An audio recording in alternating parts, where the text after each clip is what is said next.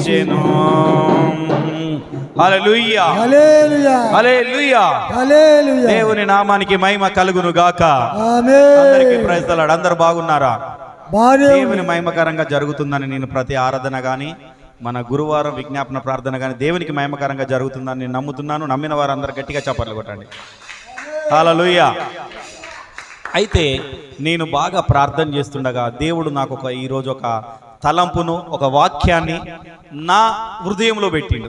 ఏం పెట్టాడు? నా హృదయంలో పెట్టాడు. నా గురించి, మీ గురించి, మన వింటున్న సోదరులందరి గురించి. హల్లెలూయా. ఈరోజు వాక్యం ఎలా ఉంటుందంటే కొంచెం కఠినంగా, కొంచెం బాధగా, కొంచెం సంతోషంగా హల్లెలూయా ఉంటది. ఎవరు ఏమన్నా అనుకోండి. అంటే దేవుడు నాకు చూపించిన దర్శనం ఏంటంటే, షేర్ చేసినావా? నాకు చూపించిన దర్శనం ఏంటంటే, ప్రార్థన చేస్తున్నా, ప్రభువా ఏంటి అసలైంది? అభివృద్ధి కలగకపోవడానికి గల కారణం ఏమిటి? అసలు ఏంది? ఏం జరుగుతుంది? అసలు ప్రజలు ఏంది ఈ విధంగా ఎందుకు ఇలా అవుతున్నారు? ఇలా ఇష్టానుసారంగా ఎందుకు జీవిస్తున్నారు అని అంటే, మహాదురాత్మ శక్తులు వెలుగు దూత పట్టుకొని ఇక్కడ పీడిస్తుందట. హల్లెలూయా. ఏం చేస్తుంది? సమూహం అంతా, ఇదంతా ఒక వెలుగు దూత దురాత్మల సమూహాన్ని పెట్టుకొని ప్రజలను హ్యాండ్ ఓవర్ చేసుకున్నది. ఏం చేసుకున్నది? హ్యాండ్ ఓవర్ చేసుకొని ఇష్టానుసారంగా జీవించడానికి, ఇష్టానుసారంగా బ్రతకడానికి, వారి ఇష్టం వచ్చినట్టుగా ఉండడానికి చేస్తుందన్నమాట. అయితే దాని నుండి విముక్తి పొందాలంటే ఏం చేయాలా? దాని నుండి విముక్తి పొందుకోవాలంటే ముందుగాల వాక్యములో నుండి ఎదగాల. ఏం చేయాల? వాక్యములో ముందు ఎదగాల. ఆ వాక్యములో ఎదగాలంటే ఈరోజు మనం ఒక చెప్తున్నాం. కొలసీలకు రాసిన పత్రిక 4వ అధ్యాయం. ఏంటి? మైకులు తీసుకోండి. చదవగలిగిన వాళ్ళందరూ మైకులు తీసుకోండి. ప్రతి ఒక్కరి దగ్గర మైకు ఉన్నాయి. చదవగలిగిన వాళ్ళు ఎవరు తొందరగా తీస్తే వాళ్ళు తీయండి. కొలసీలకు రాసిన పత్రిక 4వ అధ్యాయం మొదటి నుండి చదువుకున్నాం. త్వరగా తీయాల. యజమానులారా, మీకును పరలోకములో మీకును యజమానుడు ఉన్నాడని ఎరిగి న్యాయమైనదియు ధర్మానుసారమైనదియు మీ దాసుల ఎదుట చేయుడి. మీ దాసుల ఎడల చేయుడి. ప్రార్థించుకున్నాం. ప్రేమ గల తండ్రి, దయగల యేసయ్య, నీకు వేలాది కోట్ల వందనాలు, స్తుతులు, స్తోత్రాలు చెల్లించుకుంటున్నాం తండ్రి. ఈరోజు మాతో మాట్లాడని తండ్రి, వాక్యం చెప్తుండగా తండ్రి, వినగల చెవులు, గ్రహించగల మనసును వీరికి దయచేయండి తండ్రి. ఏం మాట్లాడాలో ఏం మాట్లాడకూడదో నాకు నేర్పించండి. నీ ఆత్మచేత నన్ను నింపండి, నీ శక్తి చేత నన్ను నింపి మీరే మహిమలు పొందమని యేసు నామమున అడుగుచున్నాము తండ్రి. ఆమేన్. హల్లెలూయా. ఒక్కసారి రెండుసార్లు అందరు సంతోషంగా ఉన్నారా? సంతోషంగా ఉన్న వాళ్ళందరూ గట్టిగా చప్పట్లు కొట్టండి. కొత్త నిబంధనలో లాస్ట్కు 184 పేజ్ నెంబర్, 184 పేజ్ నెంబర్ ఎంత? కనుక 184 పేజ్ నెంబరు చూడండి. ఒకసారి ఏం చెప్తాను? యజమానులారా. ఎవరంట? ఇప్పుడు మనందరం ఎవరము? యజమానులమా దాసులమా? అరే ఎవరు? యజమానులు. మీరందరూ యజమానులు. తెలుసా? చాలా మంది తెలియదేమో. నేను దాసుడిని, నేను యజమానుని కాదు. ఏంటిది? అర్థమవుతుందా? మీకు నాకు దేవునికి ఎలా మహిమ కలగాలనో ఈరోజు మాట్లాడుకున్నాం. చేరేసుకో. యజమానులారా పరలోకములో, ఒకసారి చదవండి. పరలోకములో మీకును యజమానుడున్నాడని ఎరిగి న్యాయమైనదియు ధర్మానుసారమైనదియు మీ దాసుల ఎడల చేయుడి. మీకు ఏది న్యాయమో ఏది ధర్మమో అది చేయండి అయ్యా అని ఎవరు రాస్తున్నారంటే, అపోస్తుడైన పౌలు, తిమోతి ఇద్దరు కలిసి కొలసీ పత్రికకు రాస్తున్నారు. కొలసీ సంఘానికి రాస్తున్నారు. కొలసీలో ఉన్న పరిశుద్ధులకు, అంటే మనకు, ఎవరికి? మనకే రాస్తున్నారు. అందరు వింటున్నారా? ఇటు వినట్లేదు. నన్ను చూడాలా, మీరు నన్ను చూడాలా. ఫ్యాన్ కింద కూర్చున్నా. దేవుడు వారి ద్వారా ముందుగానే ఎరిగి వర్తమాన భూత భవిష్యత్ కాలాన్ని తెలియపరచుటకు ఏం చేస్తున్నాడు అంటే యజమానునికి మరియు సేవకునికి కల బంధాన్ని తెలియపరుస్తున్నాడు. ఏం బంధాన్ని? యజమానునికి మొదటిది, మరియు సేవకునికి ఇద్దరికి కావాల్సిన బంధాన్ని దేవుడు తెలియపరుస్తున్నాడు. మీ ఇద్దరికి, మీకును నాకును కావాల్సిన బంధము, దీనికి ఒక పరలోకం ఉంది. ఆ పరలోకంలో మనకు యజమానుడు ఉన్నాడు.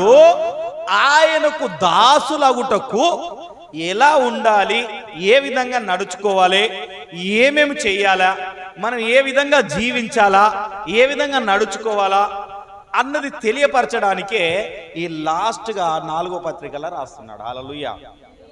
ఎవరు రాస్తున్నారు? పౌలు గారు, అపోస్తలుడైన పౌలు, తిమోతి ఇద్దరు కలిసి, ఆయనతో పాటు ఇంకా చాలా మంది చెరసాలలో ఉన్నారు. వీళ్ళు ఎక్కడున్నారు? చెరసాలలో వాక్యాన్ని ప్రకటిస్తుంటే బందీలుగా చేసి, వాక్యం ప్రకటించకుండా బందీలుగా చేసి చెరసాలలో కొన్ని రోజులు పెట్టారు. ఎందుకంటే రోమన్ ప్రభుత్వం అప్పుడు నడిచినప్పుడు ఈ నడుస్తుందంటే వీళ్ళు సత్యాన్ని ఎరిగి వీరెక్కడ తిరుగుబాటు చేస్తారో అన్న భయంతోని వీళ్ళని ఏం చేసిందంటే ఎక్కడికక్కడ బంధకాలు వేసి చెరసాల్లో పెట్టడం మొదలు పెట్టారు. మళ్ళీ ఎందుకంటే ఈ పౌలు కూడా అక్కడ నుండి వచ్చినోడే కదా, అవునా కదా? ఈ పౌలు కూడా ముందుగా ఏం చేసిండు? పాస్టర్లను, సేవకులందరినీ ఏం చేసేవాడు? దేవుని శిష్యులు అంటే కనబడితే మొత్తం వేసేసేవాడు. అలాంటి వాడు దేవుని ప్రత్యక్షతను తెలుసుకొని ఆయన కొన్ని ఇన్స్ట్రక్షన్స్ ఇస్తుండు. మొదటి ఇన్స్ట్రక్షన్ ఏమిస్తున్నా అంటే యజమానునికి, సేవకునికి, మళ్ళీ ఇంకొక యజమానుడు ఉన్నాడు. యజమానునికి, దాసునికి. అర్థమవుతుందా? ఇప్పుడు ఒక పనివాడు ఉన్నాడు, పనివానికి ఒక యజమానుడు ఉంటాడు. యజమానుడు ఆ పనివానికి పని చెప్తున్నాడు. ఆ దాసునికి ఏం చెప్తున్నాడు? ఈ పని చేయ, తోటమాలి అయితే తోట పని చేయి, ఆ పని చేయి, ఈ పని చేయి అంటాడు. వాళ్ళిద్దరు ఉన్నారు. వాళ్ళిద్దరికి ఒక బాసు ఉన్నాడట పరలోకంలో. ఎవరున్నారు? వీళ్ళు మనుషులు కదా. ఈ మనుషులకు మన తండ్రి అయిన దేవుడు పరలోకమందు ఉన్నాడు గనుక మీరు భూమి అందు ఏ విధంగా నడుచుకోవాలని పరిశుద్ధులకు రాస్తున్నాడు. ఎవరికి? పరిశుద్ధులకేనా? ఒకటో వచనం చూడండి ఒకసారి. కొలసి 1వ అధ్యాయం 1వ వచనం చూడండి. ఎవరికైనా ఉన్నది? చదవాలా? కొలసీలో ఉన్న పరిశుద్ధులకు. ఎవరికట? కొలసీలో ఉన్న పరిశుద్ధులకు అనగా క్రీస్తునందు విశ్వాసులైన, అంటే మనకు. ఎవరు క్రీస్తునందు విశ్వాసులు? ఎవరు? అక్కడ కొలసీలే కాదు, మనం క్రీస్తునందు విశ్వాసులమై ఉన్నామా లేదా? డౌట్ ఉన్నదేమో, మీకు డౌట్ వస్తుందేమో. ఏం చేయాలా? ఉన్న మీకు ఏ విధంగా ఉండాలంటున్నాడంటే ప్రార్థనలో పట్టుదల ఉండాలంట. అక్కడ 2, 3 వచనాలు, 4 వచనాలు అన్ని కలిపి ఉంటాయి. ఒకసారి చదువునాను. 2వ వచనం. ప్రార్థన యందు నిలకడగా ఉండి, ప్రార్థన యందు నిలకడగా ఉండి, కృతజ్ఞత గలవారై, చాలు, దాని యందు మెలకువగా ఉండుడి. ఏ దాని యందు ఉండాలా? ప్రార్థన యందు నిలకడగా ఉండడం అంటే ఏంటి? ప్రార్థనలో యందు నిలకడగా ఉండడం అంటే ఏంటి? స్థిరంగా ఉండడం, స్థిరంగా ప్రార్థన చేయడం, ప్రార్థనకు పరిగెత్తుకొని రావడం, దేవుని సన్నిధానానికి పట్టుదలతో రావడం, మొదట వచ్చి కూర్చోవడం, పాటల ద్వారా ఆరాధించడం, వాక్యం ద్వారా ఘనపరచడం. అదే నిలకడ అంటే ఏంటిది? నిలకడ లేని జీవితాలు దేవుడు నాకు చూపించిండా. కొద్దిమంది అట నిలకడ లేకుంటున్నారట. ఏదో వస్తున్నాము అంటే మన దగ్గరనే, మీలోనే వస్తున్నాము అంటే వస్తున్నారు, ఏదో మనం వస్తున్నాము, ఈరోజు వస్తున్నాము, పోతున్నాము అంటే పోతున్నామని నిలకడ లేని జీవితాల్లో వాళ్ళు ఉంటున్నారు. అంటే వాళ్ళ తప్పు కాదు, కానీ వారిని ఆకాశ మండలంలో ఉన్న దురాత్మలో సమూహము వారి చుట్టూ తిరుగుతున్నది. అంటే వారికి వెలుగు అనే ప్రత్యక్షత కలగకుండా ఇట్లా కప్పి పెడితే ఏం చేస్తున్నాయి? ఇట్లా ఇట్లా ఇలా ఇలా తీస్తున్నాయి. హల్లెలూయా. ఏమంటున్నాయి? ఎండ కొడితే బయట తిరిగేటప్పుడు క్యాప్ పెట్టుకుంటాం, చూసినామా? నీడకి వచ్చినప్పుడు క్యాప్ తీస్తాం, అవునా కదా? కొంతమంది ఏం చెప్తారు, కొంతమంది క్యాప్ లేకుండా తిరుగుతారు, అది వేరే విషయం. కానీ ఇక్కడ మీకు అర్థమయ్యేలాగా చెప్తున్నా. ఏం చెప్తున్నా? అర్థమయ్యేలాగా. కొంతమంది ఎండకు తిరిగే వాళ్ళు ఏం చేస్తారంటే బాగా గీసీలా బాగా తిరిగిన వాళ్ళు ఏం చేస్తారంటే ఇలా బయటికి రాగానే ఎండ రాగానే క్యాప్ పెట్టుకుంటారు, మళ్ళీ పోగానే తీసేస్తారు. అంటే మన జీవితాలు ఏంటంటే అవసరాన్ని బట్టి యూజ్ చేసుకునేదే క్యాప్, అవసరాన్ని బట్టి యూజ్ చేసుకునే వాళ్ళే క్రైస్తవులు. అందుకనే దేవుడు ఏమంటున్నాడంటే ప్రార్థన యందు నిలకడగా ఉండండి. కింద కూర్చో అన్నాడు, కింద కూర్చో, కూర్చో ఏం కాదు, కింద కూర్చో బాగుంటుంది, కింద కూర్చుంటే ఏం చేయంట. ప్రార్థన యందు నిలకడగా ఉంటలేరయ్యా మీరు, అందుకనే నిలకడ నేర్చుకోండి. ఒక కాడ నిలబడడం నేర్చుకోండి, ఒకే కాడ ఆరాధించడం నేర్చుకోండి. దేవుణ్ణి ఏ విధంగా ఆరాధించాలో ఏ విధంగా ఆరాధించకూడదో చివరిగా నేను రాస్తున్నాను, ఆ మాటలు మీరు గుర్తుపెట్టుకోండి. మీకే ప్రత్యేకంగా రాస్తున్నాను. క్రీస్తునందు విశ్వాసులైన వారికి ప్రత్యేకించి మేమందరం కలిసి ప్రార్థన చేసి దేవుడు నాకు ఏదైతే తెలియపరిచిండో దాన్నే రాస్తున్నా. చదవండి. మరియు నేను బంధకములలో ఉంచబడుటకు కారణమైన క్రీస్తు మర్మమును గూర్చి నేను బోధింపవలసిన విధముగానే ఆ మర్మమును వెల్లడిపరిచినట్లు వాక్యము చెప్పుటకు అనుకూలమైన సమయము దేవుడు దయచేయాలని మా కొరకు ప్రార్థించుడి. అబ్బా ఏం చేయాలంట? సువార్త మార్గం తెరవబడుటకు ఏంటంట? అనుకూలమైన సమయము. కొంతమందికి ఎగ్జైట్మెంట్ ఎక్కువ అయిపోతుంది. ఏమవుతుంది? కొంచెం తెలియగానే ఆ ఎగ్జైట్మెంట్ ఎక్కువ. 4వ అధ్యాయంలో మాట్లాడుతున్నాం మనం, మొదటి నుండే మాట్లాడుకుంటూ పోతున్నాం. 4వ అధ్యాయమే, కన్ఫ్యూజ్ కాకండి ఎవరైనా. కొలసీలకు రాసిన పత్రిక 4వ అధ్యాయము 1, 2, 3, 4 వచనాలు ఇప్పుడు చదివింది. ఈ 4 వచనాలలో ఏముందంటే ఇది 3వ విషయాన్ని నేను చెప్తున్నాను, సువార్త విషయమై. ఏంటంట? దేవుడు బంధకములో ఉన్న వాళ్ళను విడిపించడానికి నువ్వు చేసే సువార్త విషయంలో ఈ మర్మమును వెళ్ళపరచుటకు వాక్యము చెప్పుటకు అనుకూలమైన సమయమును చూడాలి. ఏం చూడాలి? అనుకూలమైన సమయము లేకుండా అందరూ జీవిస్తున్నారు. మనకే సమయం లేదు అనుకూలమైన సమయము, ఇక ఇతరులకు చెప్పడానికి అనుకూలమైన సమయం ఏమున్నది? అందుకని ఈయన ప్రత్యేకంగా పరిశుద్ధులకే రాస్తున్నాడు, అన్యులకు రాయట్లేదు. ఎవరికి రాస్తున్నాడు? ఏమని చెప్పిన? ఫస్ట్లో ఏమని చెప్పిన? కొలసీలో ఉన్న పరిశుద్ధులకు విశ్వాసులకు ప్రత్యేకంగా రాస్తున్నాడు. పరిశుద్ధులా కాదా మీరు? అవునా కదా? యేసుక్రీస్తు రక్తం ద్వారా కడగబడిన మనందరము పరిశుద్ధులమే. ఏదో పరిశుద్ధపరచబడినట్టు అక్కడ ఇప్పుడు ఎర్రను పాయను బలి ఇచ్చి ఆ నీళ్ళలో ఆ బూడిదిని కలిపి ఆ బూడిది మన మీద చల్లుకుంటే పరిశుద్ధత కాదు. వాళ్ళు ఇంకా అక్కడనే ఉన్నారు. కానీ మనం యేసుక్రీస్తు ద్వారా పరిశుద్ధపరచబడి ఉన్నాము గనుక ఈ పరిశుద్ధులకు ఏం చేస్తున్నాడంటే అనుకూలమైన సమయము దేవుడు దయచేయవాలని మా కొరకు మీరు ప్రార్థన చేయండి. ఏం చేయాలా? అనుకూల సమయంగా ఏ విధంగా నడుచుకోవాలనో, ఏ విధంగా నడుచుకోకూడదో, నేను ఏ విధంగా నడుచుకోవాలనో, మీరు ఏ విధంగా నడుచుకోవాలనో, సహోదరులు ఏ విధంగా నడుచుకోవాలో, పరిశుద్ధులు ఏ విధంగా నడుచుకోవాలో వాళ్లకు అనుకూల సమయం అంట. ఏం సమయము? అనుకూల సమయం. ఆ సమయంతో నడుచుకోవాలి. ఆ సమయానుకూలంగా నడుచుకోవాలి అంటే నీవు ఏం చేయాలంట? ప్రార్థనలో నిలకడగా ఉండాలి, దేవుని వాక్యములో నిలకడగా ఉండాలి. స్ట్రాంగ్ నిలబడ్డావంటే ఇదే స్ట్రాంగ్. ఇంతేగా ఏం చేయాలి? ఇలా నిలబడ్డావంటే ఒకసారి నిలబడు ఒకసారి. ఆయన నిలబడ్డాడు చూడండి, అందరూ అటు తిరగండి. ఎట్లా నిలబడ్డాడు? స్ట్రాంగ్. ఇట్లా నిలబడతలేడు, ఇట్లా ఇక కొడదాం అన్నట్టుగా.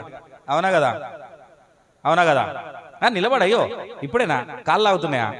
ఒకసారి చూడండి, అందరు అటు వెనుకకు తిరిగి చూడండి ఒకసారి. చూసిల్లా అలా స్ట్రాంగ్గా నిలకడగా ఉండి దేవుని యందు భయభక్తులు కలిగి సమయానుకూలంగా నడుచుకోవాలి. ఎందుకు సమయానుకూలంగా నడుచుకోవాలంటున్నాడంటే లూకా సువార్త 9వ అధ్యాయము 60వ వచనం చూడండి ఒకసారి. ఏంది ఒకసారి చూడండి. లూకా ఏసయ్యానికి స్తోత్రములు. రేబా కురాల రబా సికేట త్వరగా తీయాలి. ఇంతసేపా?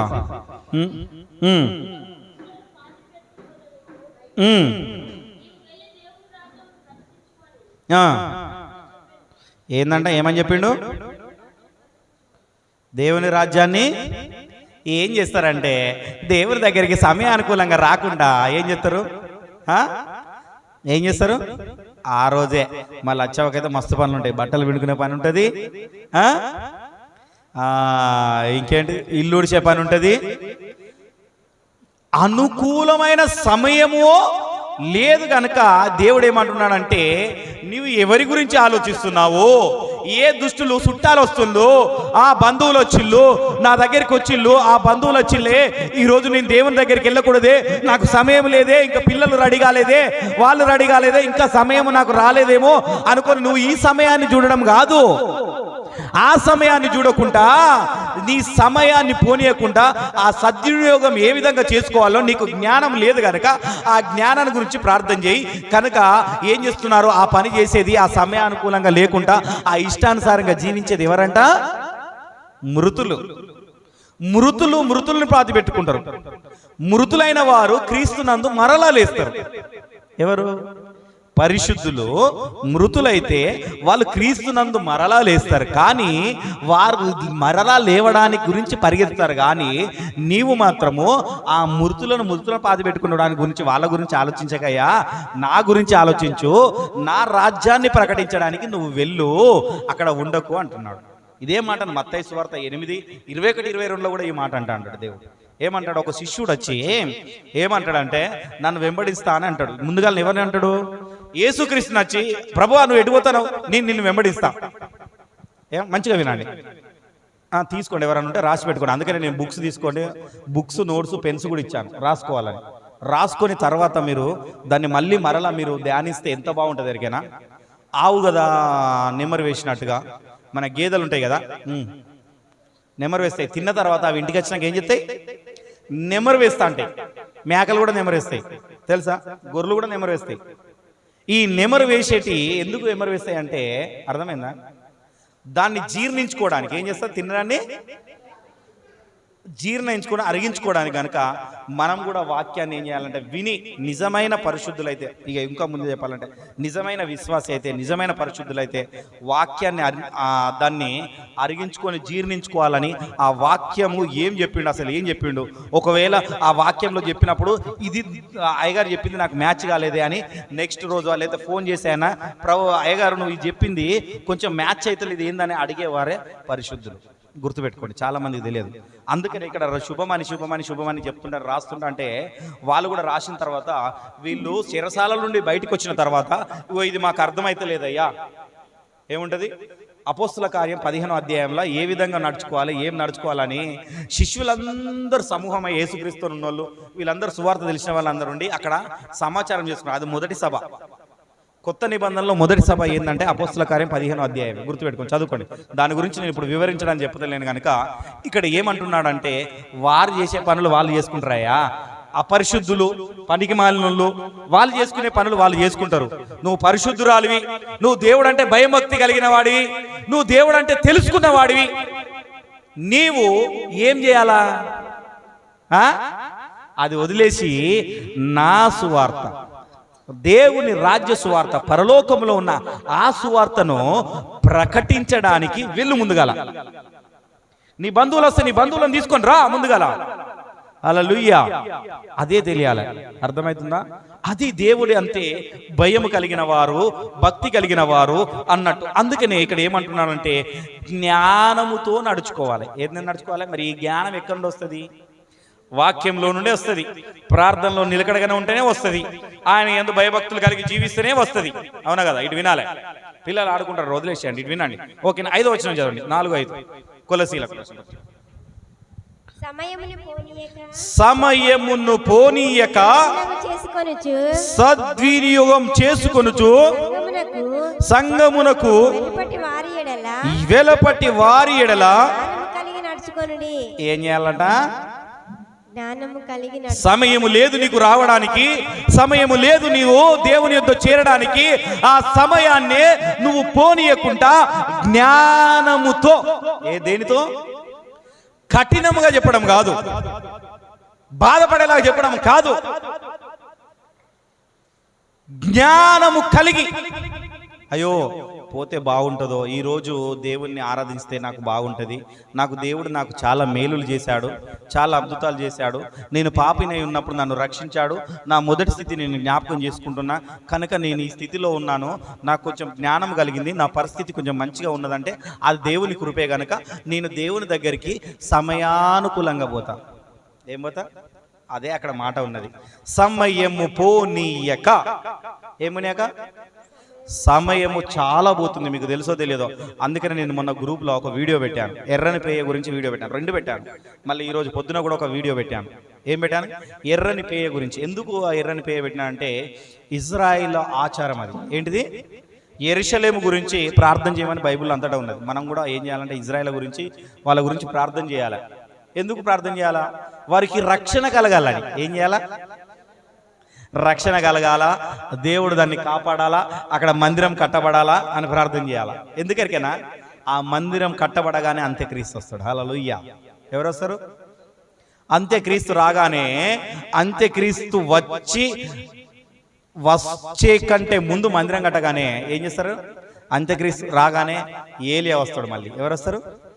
ఏలియా, మోషే ఇద్దరు వచ్చి మళ్ళీ సువార్త ప్రకటిస్తారు. వాళ్ళకు ప్రకటిస్తారు, మనకు కాదు. చాలా మందికి తెలియని విషయం ఏంటంటే ఇజ్రాయిల్కు మళ్ళీ సువార్త ప్రకటించడానికే వాళ్ళు ఇద్దరు వస్తారు, కానీ వేరే వాళ్ళు రారు, మన దగ్గరికి రారు. ఎందుకంటే మనకు ఆల్రెడీ సువార్త తెలిసింది, జ్ఞానం అంటే ఏంటిదో తెలుసు. ఇజ్రాయిల్ పట్టుకోలేదు కానీ మనం పట్టుకున్నాం. ఏం చెప్పినాను? ఐగుప్తులో నుండి మొన్న వాక్యం ఏం చెప్పినా, ఇజ్రాయిల్ని విడిపించేటప్పుడు వారితో పాటు అన్యులు కూడా వచ్చిల్లారా లేదా? అయ్యో మళ్ళీ చెప్పినా చెప్పలేదు అన్నట్టున్నా. మళ్ళీ ఒకసారి చూసుకున్నాం మన సంఖ్యాకాండంలో. వచ్చిల్లా? ఓకే, నమ్ముతున్నారా? ఆ వచ్చినప్పుడు ఆ విడిపించిన ఆ ప్రత్యక్షతను వాళ్ళు కూడా చూశారు, వాళ్ళు కూడా మన్నాను తిన్నారు, వాళ్ళు కూడా మేఘం కింద నడిచిల్లు, దేవుని కింద నడిచిల్లు కాబట్టి దాన్ని గట్టిగా పట్టుకున్నారు. హల్లెలూయా. అందుకనే చూసి నమ్మిన వానికంటే చూడక నమ్మిన వాడు ధన్యుడు అన్నట్టుగా ఆ విషయాన్ని వాళ్ళు గట్టిగా పట్టుకొని మనం నడుస్తూ యేసుక్రీస్తు మన గురించి వచ్చాడు, ఆయన రక్షింపబడ్డాడు, మళ్ళీ రెండోసారి వచ్చేది తీసుకెళ్ళడానికి వస్తాడని మనం అనుకుంటాం. కానీ వాళ్ళు ఇంకేం చూస్తున్నారంటే ఈసారి మమ్మల్ని కష్టాల నుండి కాపాడడానికి వస్తున్నాడు యేసుక్రీస్తు అనుకున్నారు. కష్టాల నుండి కాపాడడానికి, పవిత్రులుగా చేయడానికి వచ్చేసిండు, వాళ్ళు ఇంకా వస్తారేమో అని చూస్తున్నారు. అందుకనే దానికి దీనికి చాలా సంబంధం ఉన్నది. వాళ్ళు ఎప్పుడైతే ఆ ఎర్రని పేయను బలియాగం చేస్తారో ఆ మంచి నీటిలో, శుద్ధమైన నీటిలో ఏం చేస్తారు? శుద్ధమైన నీటిలో చల్లి దాని బూడిది మొత్తం ఇలా జల్లి కలిపి ఆ నీళ్లను చల్లుకుంటారు మీద. ఏం చేస్తారు? బాప్టిజం. మనం బాప్టిజం తీసుకొని దేవుని రక్తంలో ఏ విధంగానైతే కడగబడుతున్నామో వాళ్ళకు కూడా అది బాప్టిజం అన్నమాట. హల్లెలూయా. అంటే వాళ్ళు అప్పుడు పవిత్రులుగా అవుతారు అని వాళ్ళ నమ్మకం. కానీ మనం దేని మీద నమ్మకమైన? మనం దేని మీద ఉన్నాము? యేసు రక్తంలో కడగబడి మనం ఎప్పుడు పవిత్రులమయ్యాం. హల్లెలూయా, హల్లెలూయా. కానీ ఒకవేళ అక్కడ అది జరిగిందంటే ఇక్కడ దేవుడు వచ్చడానికి, ఇంకొక అక్కడ జరిగిన దానికి దేవుడు వచ్చడానికి 7 సంవత్సరాలు మాత్రమే తేడా ఉన్నదనుకోవాలి. హల్లెలూయా. ఎన్ని సంవత్సరాలు? అంతే. ఎప్పుడు వస్తాడో తెలియదు. నిజంగా అక్కడ మందిరం కనుక స్టార్ట్ అయిందంటే మందిరాన్ని కూడా వాళ్ళు త్వరగా కట్టేస్తారు. వాళ్ళంత దగ్గర టెక్నాలజీ ఉన్నది. ఆయన ఎప్పుడు వస్తాడో తెలియదు, అంతకంటే ముందు అంత్యక్రీస్తు ఎప్పుడు వస్తాడో తెలియదు. కనుక మనం ఏం చేయాలంట? సమయము పోనీయక. ఏమోనియక? సమయమును పోనీయక దాన్ని ఇప్పటికైనా నువ్వు సద్వినియోగం చేసుకో. ఇంకా రాకడలకు సిద్ధపడి ఉన్నారు. హల్లెలూయా, హల్లెలూయా. కనుక ఆ సమయాన్ని నువ్వు పోనీయకయ్యా. ఈ సమయాన్ని నీ ఇష్టానుసారంగా జీవించకు. ప్రార్థన యందు నిలకడగా ఉండు. ఏ అందు నిలకడగా ఉండు? ప్రార్థన యందు నిలకడగా ఉండి దేవునికి సమయానుకూలంగా నువ్వు నడుచుకో అని చెప్తున్నాడు. ఏం చెప్తున్నాడు? మరి ఈ సమయానుకూలంగా నడుచుకోవాలంటే కూడా ఇక్కడ కొన్ని కారణాలు ఉన్నాయి. ఎన్ని కారణాలు ఉన్నాయి? ఎన్ని కారణాలు ఉన్నాయి తెలుసా? చెప్పాలనా? అన్నీ వదులుకోవాలి. కొంచెం దాని కిందికి వస్తే 6వ వచనం చదవండి అక్క. సమయం పోనీయద్దంటే ఏం చేసుకోవాలి? చదువు. ప్రతి మనుషునికి ఏలాగు ప్రత్యుత్తరం ఇయ్యవలెనో అది మీరు తెలుసుకొనుటకై మీ సంభాషణ ఉప్పు వేసినట్లు ఎల్లప్పుడు రుచిగలదిగాను కృపా సహితముగాను ఉండాలి. మాటలు ఎట్లుండాలంట? మరి ఇక నేను కనుక గట్టిగా చెప్పింది అనుకో, ఇప్పుడు ఏమనుకుంటారు, మా అయ్యగారు నన్ను తిట్టిండు, నన్ను ఇట్లా అన్నాడు, ఇక నువ్వు ఒక్కనే ఉన్నావా అయ్యగారు, ఇక నాకు వేరే చర్చిలే లేవా, నేను వేరే చర్చి కాడికి పోతావా ఏమంట అలా అంటారేమో అనే నేనేం చెప్తున్నానంటే కొంచెం ఉప్పేసినట్టుగా కొంచెం రుచికరంగా చెప్తున్నా. హల్లెలూయా, హల్లెలూయా. ఎందుకు అంటే మన మాటలు, మన ద్వేయాలు కూడా ఎలా ఉండాలి? ఇతరులకు మాట్లాడేటప్పుడు ఏ విధంగా ఉండాలి? ఉప్పు వేసినట్టుగా, రుచికరంగా. అందుకనే కొంతమంది సామెత చెప్తుంటారు కదా, అన్నేసి చూడు నన్నేసి చూడు అంటది అట. ఉప్పు ఏమంటది? మాసాలు వేసినా ఎన్ని వేసినా ఏమేసినా కానీ ఉప్పు లేకపోతే వ్యర్థమే, అవునా కదా? నీ మాటలు కూడా పరిశుద్ధుడవైన నీవు, పరిశుద్ధురాలివైన నీవు, నీ మాటలు ఇతరులకు ఏ విధంగా ఉండాలి? రుచికరముగా, ఉప్పు వేసినట్టుగా. నీ మాటల్లో కృప, నీ మాటల్లో సత్యము, నీ మాటల్లో జీవమై ఉండాలి. హల్లెలూయా. అందుకని నేనేం చెప్పినంటే కొన్ని మాటలు చెప్పేటప్పుడు ఉప్పు వేసినట్టుగానే రుచికరంగా 4 మాటలు చెప్పి తర్వాత నేనేం చేసిన, ప్రార్థన చేసి వచ్చిన సహోదరి వాళ్ళ ఇంటికి అంచెలు, అవునా కదా? పేరు చెప్పకూడదు, అందుకనే చెప్తున్నా. ఏం చేసిన? ఉప్పు వేసినట్టుగానే ఉన్నదా లేదా అక్కడ ఏమైనా బాధ పెట్టినట్టుగా ఉన్నదా? వింటే విన్నారు, లేకపోతే లేదు. అందుకని ఇక్కడ ఏమంటున్నాడంటే ఒక మాట చూద్దాం. అపోస్తల కార్యం 13:51 వాళ్ళ గురించి చెప్తాను నేను ఒకసారి. 13:51 ఒకసారి తీయండి. త్వరగా తీయాల బైబిల్ త్వర తీయాలి. సైడ్ వస్తున్నాను వీడియో.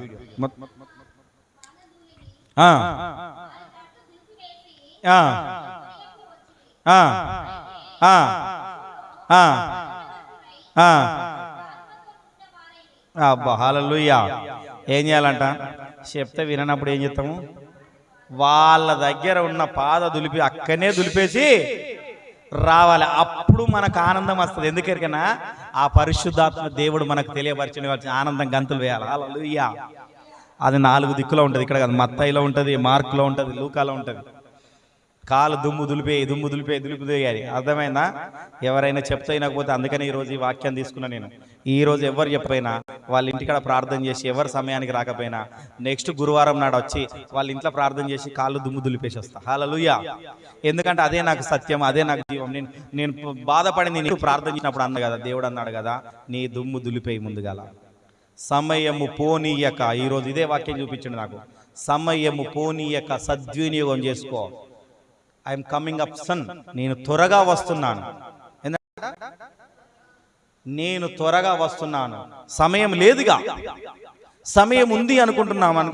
దేవుడు కనుక ఒకవేళ సమయం ఇస్తే నేను నా పిల్లల పెళ్ళిళ్ళు చూస్తా కావచ్చు. నేను అనుకుంటున్నా, ఈరోజు ప్రార్థన చేసుకుంటున్నా, నాకు మధ్యరాత్రి 2:30కు మేలుకు వచ్చింది, అస్సలు నిద్ర పడతలేదంట. ఎక్కడెక్కడికో పోతుంది. నా ఆత్మలో పోరాటం బాగా జరుగుతుందంటే ప్రార్థన చేసుకుంటూ 1-2 నిమిషాలు ప్రార్థన చేసుకున్నా. ప్రార్థన చేసుకున్నప్పుడు దేవుడు నాకు ఒక తలం పెట్టిండు, నీవు ఒకవేళ నేను ఆలస్యం చేస్తే నీ పిల్లల పెళ్ళిళ్ళు చూస్తావు అన్నాడు. ఏమన్నాడు? సమయాన్ని ఆపితే దేవుడు ఏం ఆపితే? సమయం చాలా మంది తెలియదు.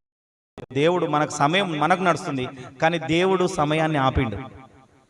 అర్థమైందా? అది కూడా బైబిల్లో ఉంది. దేవుడు సమయాన్ని ఆపిండు కనుకనే మనకి ఇంకా సువార్త ప్రకటించాలని ఇంకా తెలుస్తుంది. అంటే ఎందుకు అంటే నశించిపోకుండా ఈ ఆత్మలు. అందుకనే దేవుడు ఏం చెప్పిండంటే సమయము పోనీయక సద్వినియోగం చేసుకొని సంఘమునకు వెలుపట వారి ఎడల, అంటే సంఘానికి సరిగ్గా టైం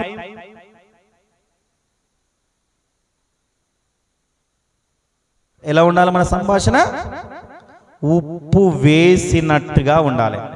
అందుకనే నేను చెప్తా, సమయం అంటే సమయం, లేదా మీ సమయం చెప్పండి. మీ సమయానుకూలంగా నేను నడుచుకుంటా. నాకు ఎందుకు అంటే ఈ సమయాన్ని గురించి ఎందుకు చెప్తున్నానంటే, ఇక లేదు టైం. ఇంతకుముందు మనం ఎట్లా ఉన్నాము, ఏం కథ ఉన్నాము, ఓకే, దట్స్ ఆల్. బట్ ఇప్పుడు మాత్రం సమయం లేదు, ఏది లేదు. నువ్వు నరకానికి పోతావా, పరలోకానికి పోతావా? 2 మాటలు. పరలోకంలో ఏమున్నదో నువ్వు ట్రై చేయాలి, కానీ ఇంకా ఏం లేదు. సెల్స్ వీకనే. హల్లెలూయా. ఇంకో మైక్ స్తోత్రం. హల్లెలూయా, హల్లెలూయా, హల్లెలూయా, హల్లెలూయా, హల్లెలూయా. యేసయ్యా నీకు వందనాలు, యేసురాజా నీకు వందనాలు, యేసురాజా నీకు వందనాలు. సమయము పోనీయక సద్వినియోగం చేసుకోవాలి.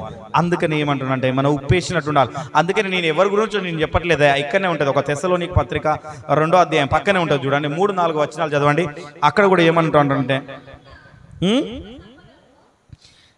కాదు, తెస్సలోనిక రాసిన మొదటి పత్రిక 2వ అధ్యాయం 3 నుండి చదవండి. ఏలా అనగా మన బోధ కఠినమైనది కాదు, కపటమైనది కాదు, అపవిత్రమైనది కాదు, మోసయుక్తమైనది కాదు, గాని సువార్తను మాకు అప్పగించుటకు యోగ్యులమని దేవుని వలన ఎంచబడిన వారమై మనుషులను సంతోషపెట్టు వారము కాక మన హృదయాలను పరీక్షించుచు దేవునికే సంతోషపెట్టు వారమై బోధించుచున్నాము. ఎవరికేటా? ఎవరికి? దేవునికి. ఎందుకయ్యా కపటమైన బోధ చేస్తున్నామా? ఏం బోధ? అక్కడ కూర్చో, దాంట్లో కూర్చో, కుర్చీలో కూర్చో. ఏం బోధ? వేరే బోధ చేస్తున్నామా? ఏం కపటమైన బోధ చేస్తలేను, అపవిత్రమైన బోధ చేస్తలేను, నేనేం చేస్తలేను. ఉన్నట్టు బైబిల్లో ఏదైతే ఉన్నదో దాన్ని మాత్రమే ప్రకటిస్తున్నాను. మిమ్ముల సంతోషపెట్టడానికి కాదు, నిన్ను సంతోషపెట్టడానికి కాదు, నీ గురించి నేను చూడట్లేదు. అందుకని అంటున్నాడు అపోస్తులైన పౌలు, తిమోతి ఇద్దరు కలిసి మళ్ళీ ఇక్కడ తెస్సలోనిక సంఘానికి కూడా చెప్తున్నాడు, నేను బోధిస్తున్న నా మాటలు కొలసీ సంఘానికి కానీ పరిశుద్ధులకు కానీ మీకు బాధకరంగా ఇబ్బందికరంగా ఉన్నదేమో, కానీ నేను బోధించడానికి నేను అపవిత్రులను కాదు, అపవిత్రమైన మాటలు చెప్పట్లేదు. ఏం చెప్పట్లేదు? మిమ్మల్ని సంతోష పెట్టడానికి నేను చెప్పట్లేదు. మీరు సమయానికి రా పాటలు పాడు, కూర్చో అని నేను ఏం చెప్తలేదు. నేను నీ గురించి చెప్పట్లేదు, దేవుని గురించి చెప్తున్నా. దేవుడిని మాత్రమే స్తుతించడానికి చెప్తున్నాను. దేవునితో కలిసి ఉండడానికి, నువ్వు నిత్యకాలం జీవించడానికి ఏ విధంగానైతే జీవిస్తావో, ఏ విధంగానైతే ఆయనతో అంటు పెట్టుకొని ఉంటావో, అబ్రహాము రొమ్మున కూర్చొని ఆనుకొని ఏ విధంగానైతే కూర్చుంటావో దాని గురించే నేను నీకు తెలియపరుస్తున్నా. దేని గురించి తెలియపరుస్తున్నా? ఆ సువార్తనే నేను ఇప్పుడు ప్రకటిస్తున్నా. కనుక నువ్వు ఈ సువార్త విషయంలో నీవు జాగ్రత్తగా ఉండు. ఏముండాలా? జాగ్రత్తగా ఉండు. మళ్ళీ ఇక్కడ ఏం చెప్తాడు ఎరికనా? ఇక్కడ సేవకుడైనా మళ్ళీ ఇక్కడ ఏం చెప్తాడంటే, ఒకసారి 8వ వచనం చూసుకుంటే, నేను మీకు భారముగా ఉండను అంటాడు. హల్లెలూయా. ఒకసారి చదవండి 9వ వచనం చూడండి. 9 ఏమని చెప్తాడు? 9 చదవాల. 2:9 మా ప్రయాసమును కష్టమును మీకు జ్ఞాపకం ఉన్నది కదా. మేము మీలో ఎవరికైనా భారంగా ఉండకూడదని రాత్రింబగలు కష్టము చేసి జీవనము చేయుచు మీకు దేవుని సువార్త ప్రకటించితిమి. హల్లెలూయా. చప్పట్లు కొట్టాడు. మళ్ళీ ఏమంటున్నాడు ఇక్కడ? ఇప్పటిదాకా కోప్పడ్డాడు, ఇప్పటిదాకా వాళ్ళనుకో ఏం చేసిండు? మంచిగా వినాలి మంచిగా అని చెప్పి, మీరు మంచిగా ఉండాలనే కదా నేను రాత్రి పగలు కష్టపడేది. నేను కష్టపడేది ఎందుకు? అర్థమవుతుందా? అంత దూరం నుండి ఇక్కడికి వచ్చేది ఎందుకు? మీ మీద భారంగా ఉండడానికి కాదు, మీ మీద భారంగా నిలబడి ఉండడానికి కాదు, మిమ్మల్ని హింసించడానికి కాదు, మీ మీద భారం మోపడానికి కాదు. అర్థమవుతుందా? మీ మీద భారాన్ని నేను మోపడానికి కాదు. మీరు సమయము పోనీయక సద్వినియోగం చేసుకొని దేవుని యొద్దకు చేరడానికి, గమ్యాన్ని తెలియపరచడానికి నేను చెప్తున్నా. ఏం చెప్తున్నా? ఆ దేవుని యొద్దకు ఏ విధంగా అయితే చేరాలా, ఏ విధంగానైతే నడుచుకోవాలా, అది మాత్రమే మీకు తెలియపరుస్తున్నాను. అంతేగాని వేరే కాదయ్యా నేను తెలియపరిచేది. ఎందుకు దీన్ని నిర్లక్ష్యం చేస్తున్నావు? ఎందుకు దాన్ని నిర్లక్ష్యం చేస్తున్నావు? ఇంత మంచి గొప్ప సువార్తను నువ్వు ఏం చేస్తున్నావు? అసలు ఏమనుకుంటున్నావు నువ్వు? ఈ సువార్తను ఏంది? ఇది మోసకారణమైనది అనుకుంటున్నావా? నువ్వు ఏదనుకుంటున్నావు? నువ్వు అపవిత్రమైనది అనుకుంటున్నావా? నేనేదో మిమ్మల్ని మధ్య పెడుతున్నాను అనుకుంటున్నావా? మీ దగ్గర నుండి నేనేమన్నా ఆశిస్తాను అనుకుంటున్నావా? నాకు ఇది కావాలి అది కావాలని నేనేమన్నా అడుగుతున్నాను అనుకుంటున్నావా? నేను అలాంటి వాడిని కాదయ్యా, నేను అలాంటి వాడిని కాదు. మీకు చెప్పాల్సింది ఏంటంటే, నీకు దేవుని సువార్తను మాత్రమే చెప్తున్నా. ఆ సువార్తలో నిలకడగా ఉండు. ఏమన్నాను? అందుకని ఇంతకుముందు ప్రభాకర్ నిలబెట్టి చూపించిన కదా. ఏమని? మళ్ళీసారి చూస్తారా? ప్రభాకర్ నిలబడన్నా మళ్ళీసారి చూస్తారు. వాళ్ళు నిలకడగా ఆయనలాగా నిలబడి ఉండాలి స్థిరంగా. హల్లెలూయా. మళ్ళీ నేను కూర్చోమనేదా కూర్చోవద్దు. చూడగా ఆయన చూడండి, ఇట్రా ఇక్కడ దా ఇట్లా ఇక్కడ రా, ఇక్కడ ముందు రా, వీడియో కడతావు. ఇట్లా నిలబడి ఉండాలి అందరు. ఎట్లా ఉండాలి? స్ట్రాంగ్గా ఇట్లా డెఫ్గా ఇట్లా నిలబడి, ఇట్లా స్ట్రాంగ్గా ఇట్లా డెఫ్గా నిలబడు. ఇగో ఎట్లా నిలబడ్డాడు? స్ట్రాంగ్గా డెఫ్గా ఇట్లా ఉండాలట. సువార్త విషయంలో, ఏ విషయంలో గుర్తుపెట్టుకోండి, మన పరిశుద్ధులమైన మనము ఈ పరిశుద్ధంగా జీవించే వాళ్ళము సువార్త చెప్పకపోయినా తప్పేనంట. ఏంది? సువార్త చెప్పేదానికి అనుకూలమైన సమయం చూసుకోమంటున్నాడు. వాళ్ళతో ఏ విధంగా నడుచుకోవాలి? ఉప్పేసిలా ఉండాలంటున్నాడు. ఏమంటున్నాడు? చెప్పాను కదా, ఉప్పులా ఉండాలి. నువ్వే పప్పు తుప్పులాగా ఉన్నావు అనుకో, నీదే మంచిగా లేదు, నువ్వు నాకు చెప్తానవా అరవై అంటారా అన్నారా? ఏందమ్మా నీది మంచిగున్నదా, నువ్వు నాకు చెప్తానవా? నీది నువ్వు చూసుకోరా, అది ముందుగాల నాకు చెప్పేదానికి వచ్చినవా? అర్థమవుతుందా? కానీ మన సంభాషణ ఇలా స్థిరంగా ఎప్పుడైతే దేవుని అంత గట్టిగా నిలబడతామో, ఇలా నిలబడినప్పుడు ఉప్పేసినట్టుగా మాట్లాడతాం. హల్లెలూయా. ఏం మాట్లాడతావు? ఏయ్ నేను ఒకప్పుడు అట్లా ఉండే, నేను ఒకప్పుడు ఇష్టానుసారంగా జీవించిన, ఒకప్పుడు అది ఉండే, నాట్ చేంజ్. ఇప్పుడు ప్రభు త్వరగా వస్తున్నాడు, ఇప్పుడు నేను చేంజ్ అవుతున్నా. హల్లెలూయా. ఏమైతున్నా? నేను చేంజ్, నేను మారుతున్నా. ఇప్పుడు నేను ఉప్పుగా ఉంటా, నేను నీళ్ళలా ఉండను, సాంబార్లా ఉండను, పప్పులా ఉండను. ఎట్లా ఉంటా? వాటన్నిటిలో వేసే ఉప్పుగా ఉంటా, మీ అందరికీ నాయకుడిగా ఉంటా, మిమ్మల్ని రక్షించడానికి యోగ్యుడిగా ఉంటా, మీ అందరికీ నేను యజమానుడిగా ఉంటా. హల్లెలూయా, హల్లెలూయా. ఆ విధంగా తయారు కావాలి. హల్లెలూయా. అందుకనే ఏమంటున్నాడంటే, మీకు భారం కలగడానికి కాదయ్యా నేను చెప్పేది. హల్లెలూయా. ఏందంట? మీకు భారం కలగడానికి కాదయ్యా నేను చెప్పేది వినండి, గుర్తుపెట్టుకోండి. అందుకనే ఉంటుంది. 13వ వచనం చూడండి ఒకసారి, లాస్ట్. ఆ హేతువు చేత మీరు దేవుని గురించిన వర్తమాన వాక్యమును మన వలన అంగీకరించినప్పుడు మనుషుల వాక్యమని మనుషులకు వాక్యమనియు ఎంచక అది నిజముగా ఉన్నట్లు దేవుని వాక్యమని దానిని అంగీకరించితిరి గనుక మేమును మానక దేవునికి కృతజ్ఞతాస్తుతులు చెల్లించున్నాము. చాలు, దేవునికి కృతజ్ఞతాస్తుతులు చెల్లించున్నాము. మరి ఇప్పుడు నేను చెప్పేది వాక్యము దేవుని దాన్ని నమ్ముతారా? నమ్మి దేవునికి కృతజ్ఞతాస్తుతులు చెల్లిస్తారా? ఇప్పటి నుండి సమయము పోనీయక సద్వినియోగం చేసుకుంటారా? ప్రార్థనలో నిలకడగా ఉంటారా? దేవుడు అంటే భయం కలిగి ఉంటారా? ఒకసారి మీరు తీర్మానం చేసుకోండి. దేవుడు నా దగ్గర కాదు తీర్మానం చేసి, దేవుని దగ్గర తీర్మానం చేసుకొని, ప్రభువా ఈ కాంచెలు నేను ప్రార్థనలో నిలకడగా ఉంటా, సమయాన్ని పోనీయక సద్వినియోగం సద్వినియోగం చేసుకొని దేవుని వాక్యానికి నాకని కాకు నా మనుషుని నాకే గనుక ఆ వాక్యాన్ని వినడానికి వేగిరపడి వస్తా. హల్లెలూయా. బైబిల్లో ఉన్నది చెప్తున్నానా బయటికి చెప్తున్నాను? నేను ఉన్నదే చెప్తున్నాను కదా. ఇగో ఒక ఆయన అన్నాడట కదా, ఏమయ్యా యూకే నల్ల పుస్తకాన్ని పట్టుకొని ఈ నల్ల పుస్తకాన్ని చెప్తావు ఏమంటారు అంటే, ఆయన అన్నాడట కదా, ఈ నల్ల పుస్తకం నన్ను తెల్లగా చేసింది. ఏం చేసింది? హల్లెలూయా. ఈ నల్ల పుస్తకమే నన్ను తెల్లగా చేసి మీ అందరికి ఉప్పుగా ప్రకటించింది కాబట్టి నువ్వు అందుకనే మళ్ళీ వచ్చి నన్ను క్వశ్చన్ వేస్తున్నావు అంటే, ఎందుకు? నీలో కూడా కొంచెం తెలుపు దాకుతుంది. హల్లెలూయా, హల్లెలూయా. ఒకప్పుడు ఉన్న స్థితిని ఏదో నువ్వు చూసావు కదా, నాతోనే నా స్నేహితుడే కదా, నాతోనే తిరిగావు కదా, మన ఇద్దరం కలిసి తిరిగాం కదా, మన ఇద్దరం కలిసి ఆ ఊరికి వెళ్ళినాం కదా, మన ఇద్దరం కలిసి ఈ పనికి పోయినాం కదా. ఇప్పుడు ఏందయ్యా ఈ నల్ల పుస్తకం పట్టుకొని నువ్వు ఇంత మారినావు, నేను ఇట్లనే ఉన్నా అంటే, దీనిలో ఉన్నది తెలుసుకొని నేను ఉప్పేసిన. హల్లెలూయా. నేను ఉప్పుగా మారిన కనుక ఈ జీవితం కూడా ఇప్పుడు కూడా మనం ఒక తీర్మానం చేసుకున్నాం, ప్రార్థనలో సమయానుకూలంగా దేవునికి నడుస్తామని ఒక తీర్మానం చేసుకొని, అనుకూల సమయానికి దేవుడు ఏదైతే సమయాన్ని నిర్ణయించిండో ఆ సమయానికి దేవుని సన్నిధికి వచ్చి నేను ఆరాధిస్తాను, నిలకడగా ఉంటాను, సమయం పోనీయక సద్వినియోగం చేసుకుంటా అని ఒక తీర్మానంలోకి వద్దాం. ఎన్ని పనులున్నా కానీ పనులన్నీ పక్కన పెట్టి దేవుని పనికొరానికి ముందరం ఎగిరపడదాం. ఎందుకంటే సమయం లేదు కనుక మనం సద్వినియోగం చేసుకున్నాం, ప్రార్థించుకున్నాం. మన మధ్యలో ఉన్న బ్రదర్ కిరణ్ గారు మనల్ని ప్రార్థనలో నడిపిస్తారు. హల్లెలూయా. యేసయ్యా నీకు వందనాలు, యేసయ్యా నీకు వందనాలు, యేసురాజా నీకు వందనాలు, యేసురాజా నీకు వందనాలు, పరిశుద్ధుడా నీకు వందనాలు. అట్ల నుంచి యేసయ్యా నీకు వందనాలు.